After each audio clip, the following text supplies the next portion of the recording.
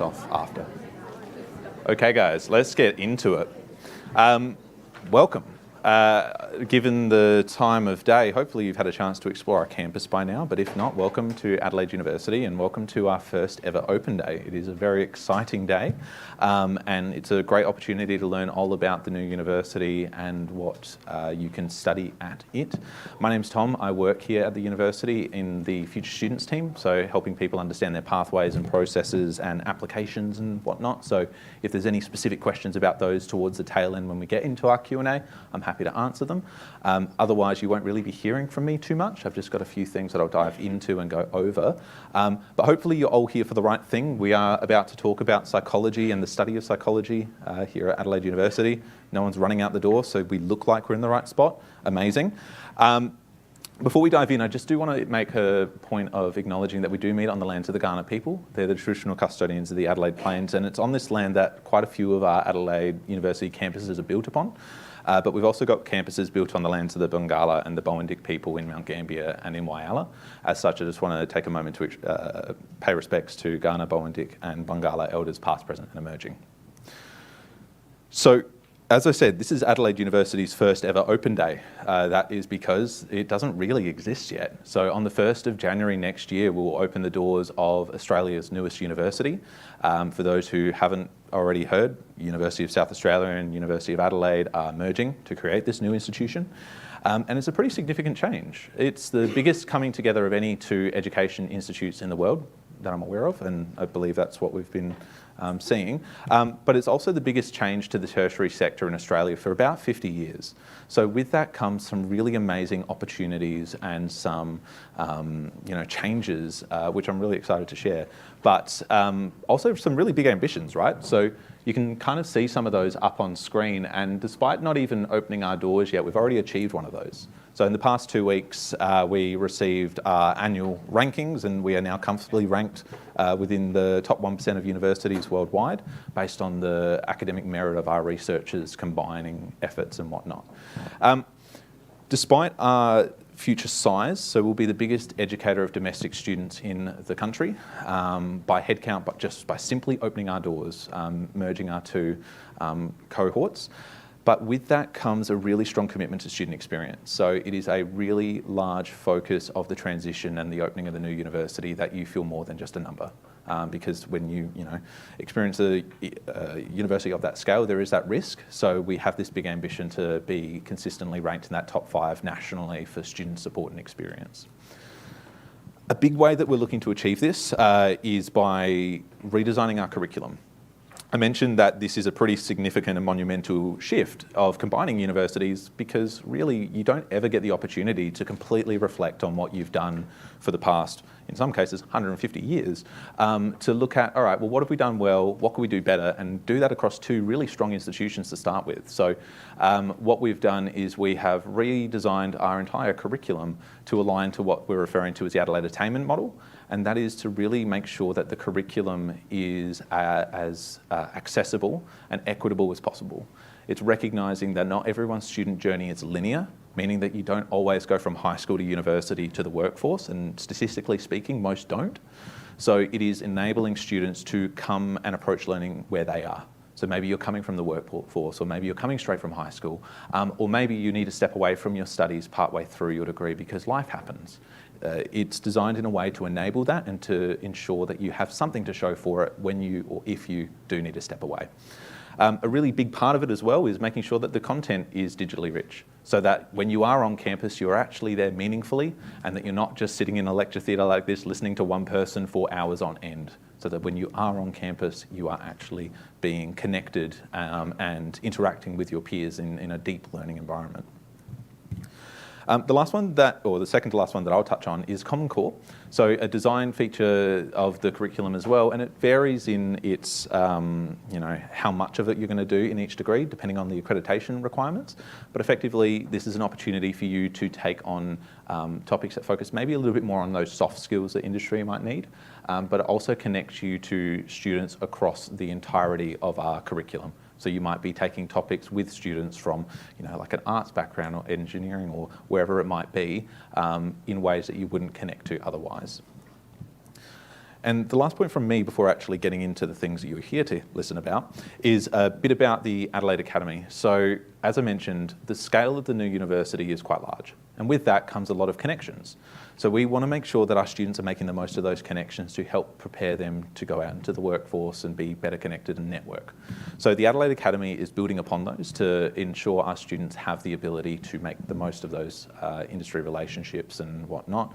It's effectively an extracurricular thing that you could potentially sign up for, whereas you might get industry engagements, internships, networking opportunities and whatnot, but it is on top of. So it's relatively new. If you want to learn more, keep an eye out on our website because we'll be piloting it next year. But as I mentioned, you're not here to listen to me, you're here to listen to these amazing people who I will hand over to, and then if you have questions, please keep them and we'll get to them towards the end. Otherwise, I would love to hand over to you guys.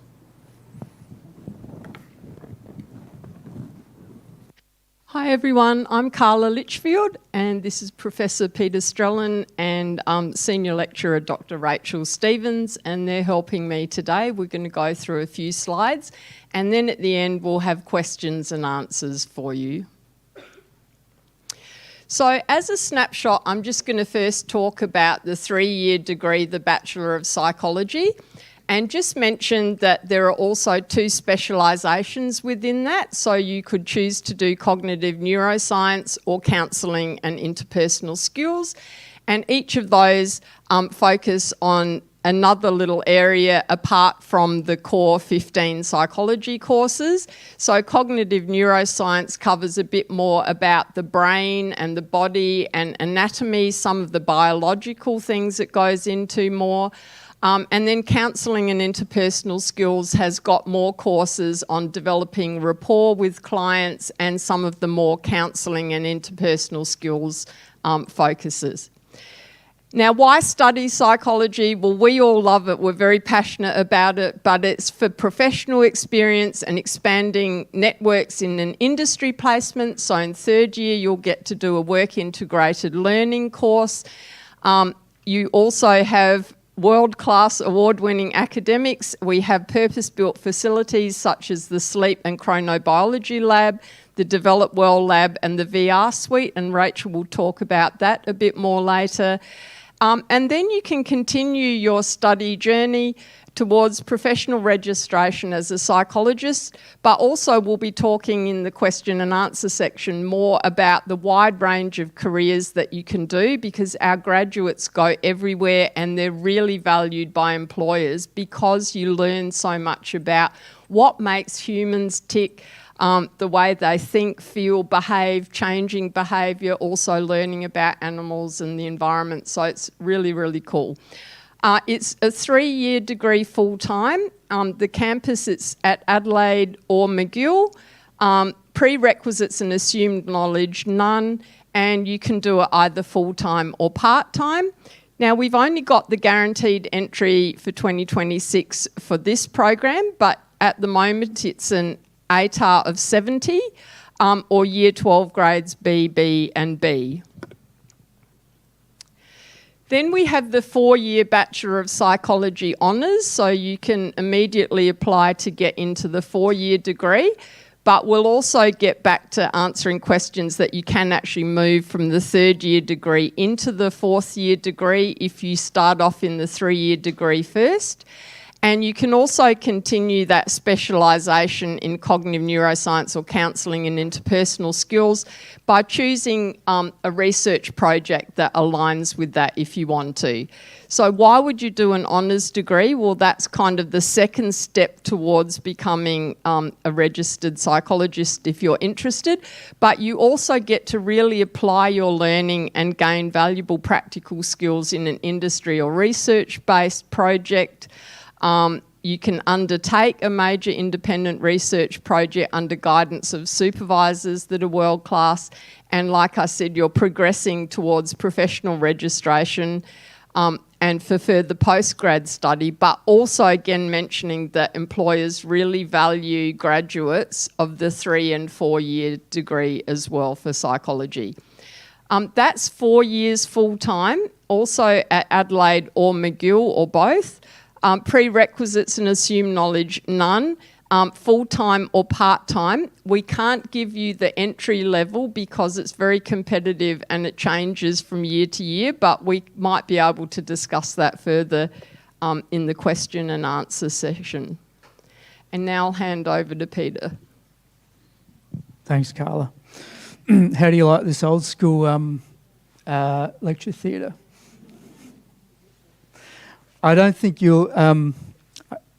I've ever taught in a lecture theatre like this, and I'm saying that because what you can expect when you come to study with us is actually a flipped classroom approach, which, as the name suggests, and you're probably already seeing it in Year 12.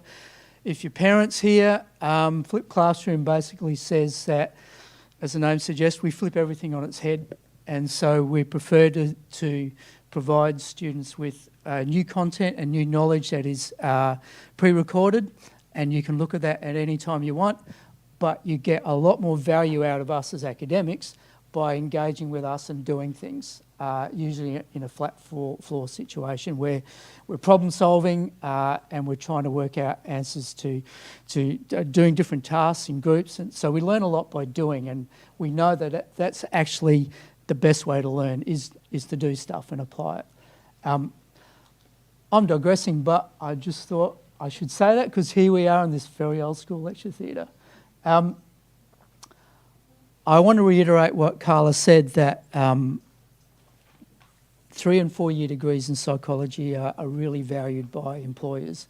Psychology is everywhere, and out in the workforce, we're all people dealing with people, and we're humans with everyday problems and issues and getting along and so forth. And so employers really value anybody who can say, I know a bit about how people behave and how people think and how people feel. Psychology graduates also come out with an elevated ability to do research and understand research, and also to be able to synthesise a lot of different information. Many students want to go on and actually be a psychologist. It's highly competitive to do that.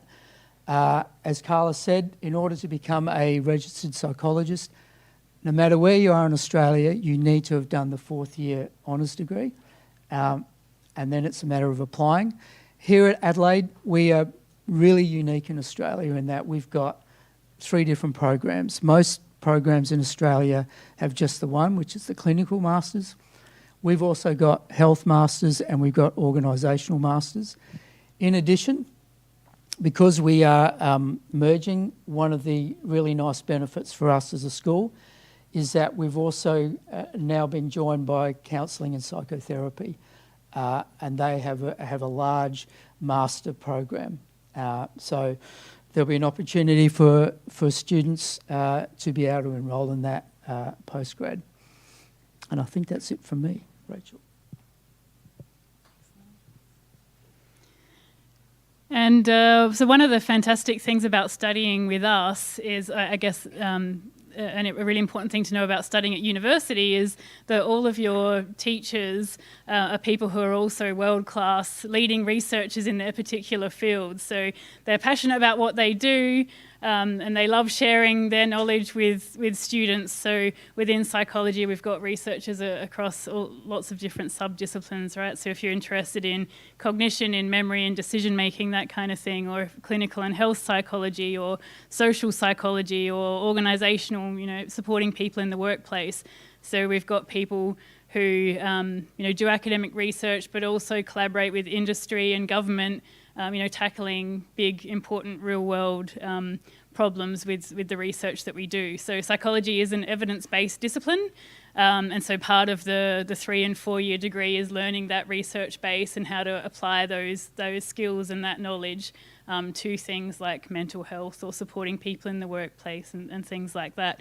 And so part of that is, so studying with us, we have fantastic facilities which we need to do this research. So there's some examples on the slide up here. So for example, we've got the sleep and chronobiology lab, which does amazing work looking at shift work and fatigue and things like that and how that impacts performance in the workplace. So people working in submarines and things like that. We've got a brand new VR suite here on campus. And so, for example, there's a really exciting research project there that's using VR technology to support the mental health of First Nations people, to do sort of an immersive experience of beautiful Australian landscapes.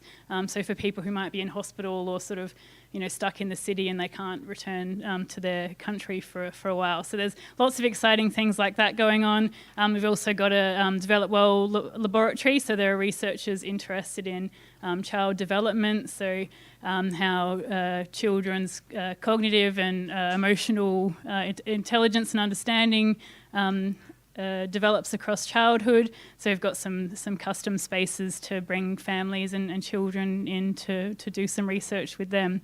So it's a great environment, and from first year you can start to get involved in some of the research that we're doing. Especially in honours year, you would usually work on your own research project. So there's lots of opportunities to get involved with things and get involved with projects that are tackling really big challenges. So it's very exciting. Now I'll pass back to Carla. And if I can just mention that if you are interested in the cognitive neuroscience specialisation or also interested in the sleep lab or sleep and chronobiology lab, we have a McGill open day evening on the 13th of August, which is a Wednesday between about 4 and 6, and we'll be doing some tours of the lab and also running a session like this as well. So if you are particularly interested in that, we've had a few questions about sleep labs today, so please feel free to come along to that. And before we move on to... Got it. If you've got a booklet for Open Day, all of the McGill Open Day information's in here as well. So all of those amazing things that I mentioned are all within this one book. Yep, so please come along to that if you like. Also, before we go on to the questions and answer session, we believe there's an overflow room, so hi to everyone that's there. We're going to have questions and answers in here, but we will stay back and answer questions for anyone who's in the overflow room if you want to come to this lecture theatre at the end. Yeah, potentially just out. Or yeah. just outside the theatre, theatre. because there could be another session after us. There is. And there's a Mathlawns booth. You might have already gone to the information booth. They can often answer your questions as well. But please, for those who are in the room now, this is your opportunity to ask questions of our fantastic panel about the study or any other questions that are front of mind. So if anyone's got one, we can dive straight in. Please. Oh, it's okay. Hang on. I'll repeat it. Oh, you'll That's repeat okay. it. Go on.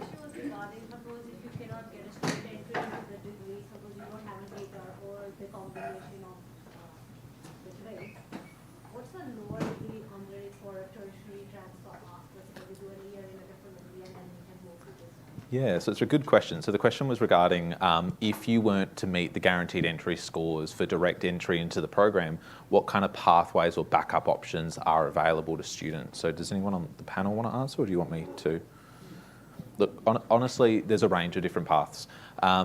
Because you can apply for an internal transfer into this program, you could do anything that you're passionate about ultimately. You could do something as general as a Bachelor of Arts, where you could take a major in psychology. Historically, you've been able to do that. I just have to double check on the website. But there's a number of programs where you could do something similar. All that I'd recommend when you do look at backup options is pick something that you might be happy to complete, just in case for any reason that you aren't able to get a competitive enough GPA to transfer into that program. So with any backup option, it should be a program that you are equally happy to, potentially complete if you aren't able to transfer across. But, Bachelor of Arts, could even do something like business, but you could also just look at the topics that are within that degree and see if you can align them to the end game goal, like psychology. Just to maximize the credit option, suppose if there is a crossover of a subject and you are certainly doing it. So if I can just step in, ours is an accredited program, which means there's a sequence of 15 accredited courses for APAC. So you have to do the psychology courses that are accredited to get an accredited Bachelor of Psychology. So if you did want to do psychology, you won't be able to get much credit, if any, from another degree. So you'll just have to be very careful when it comes down to checking that. Thank you. And also just mentioning we have 2 double degrees, so people have been asking questions about law or criminology. So we have a double degree with law and one with criminology as well. Cool. Is there Yes. a question down the front? I was wondering a bit more about the neuroscience in the Yeah. psychology degree. Yeah, could you touch on the neuroscience that's taught within the psychology degree? You would still be doing the accredited psychology sequence, but then instead of other electives that you could do in the Bachelor of Psychology, you would be doing various anatomy and biology ones. So it's more learning about the brain and actually doing some of the more medical side of it, and really focusing on the cognitive brain. And so there'd be a bit more biology, but you would still be doing all the psychology as well. We'll go, yep. Guaranteed entry is a 70. Do you know what the IB score would be? Oh, so the question was around the equivalent score for IB versus like an ATAR score. I would have to check on the website, but if you could also have a chat to the staff in the inquiry hubs who would have that like rough equivalency.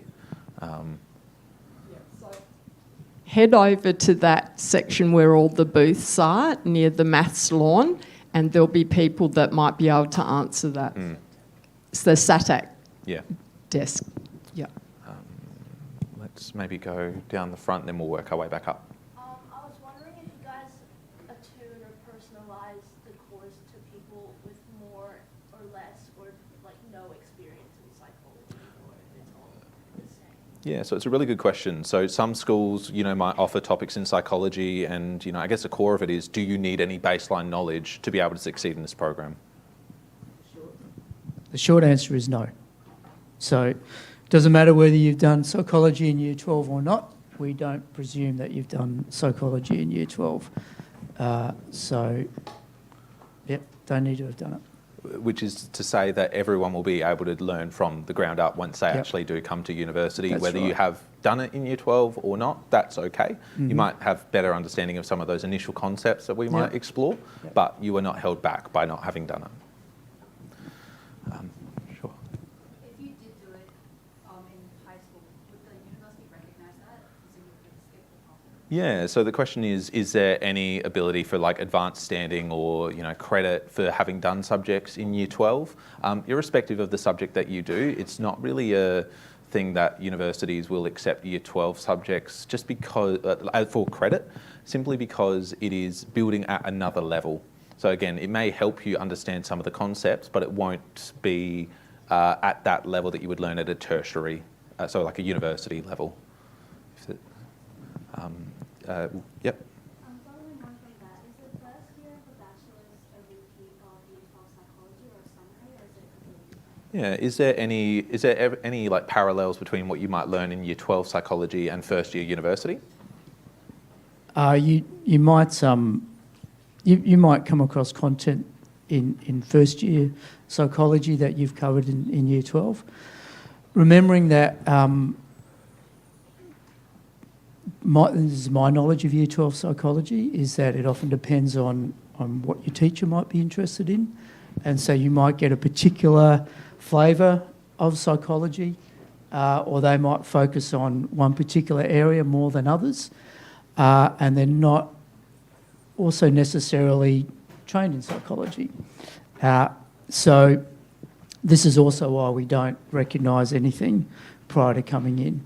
So everybody, people will come in with different understanding of psychology, and that's regardless of whether you've done Year 12 or not. Cool. We might dive right at the back and then we'll work our way back down. So yes? Thanks. Professor, you mentioned before that at the end of the 4-year degree, you have to apply to be a clinical psychologist. Can you talk a little bit more about who you apply to, what is involved with that? Yeah, so the question relates to how do you become a clinical psychologist? So, and let's just call it psychologist, because there's so many different types of psychologists, so clinical is just one of them. But if you want to be able to hang out your shingle and say, I am a registered psychologist, I've done the training, at the end of fourth year, what I would advise, well, what happens is that people will apply to schools all around the country, universities all around the country, to be able to enrol in their program. We at University of Adelaide, because I can only speak on that experience, I can't speak on behalf of UniSA, we would have approximately 30 places across our 3 master's programs. And if you think about the number of students that come into first year and then get into honours, there is quite a bottleneck at the end there. So it's really competitive to get in, and it is more likely that people will get in after they've gone out after fourth year honours and got some more experience, and are able to come back and show, I'm really serious about doing this. It's not just, I like the idea, I really am out there doing something which suggests that I really want to be a psychologist. So I would recommend to everybody, we're not the only university in the country who takes psychologists, who trains psychologists. You should be, if you're serious about it, you should be looking to be prepared to go anywhere to be able to enrol. Does that answer it enough? Yeah. Yep. Perfect. Okay, we've got quite a few in the centre. I'm just making sure that everyone's kind of been represented. Yep. Yeah, I just wanted to touch on course structure. You mentioned before that kind of lectures will be recorded, so does that mean that all in-person lectures are going to be cut? It will just be seminars and tutorials that are face-to-face? Yeah, so the question is regarding, what elements of the teaching are, face-to-face versus purely online? Yeah, great question. And I remember last year in the advertiser there was kerfuffle about, Adelaide University is getting rid of lectures and it's terrible, the world's going to end.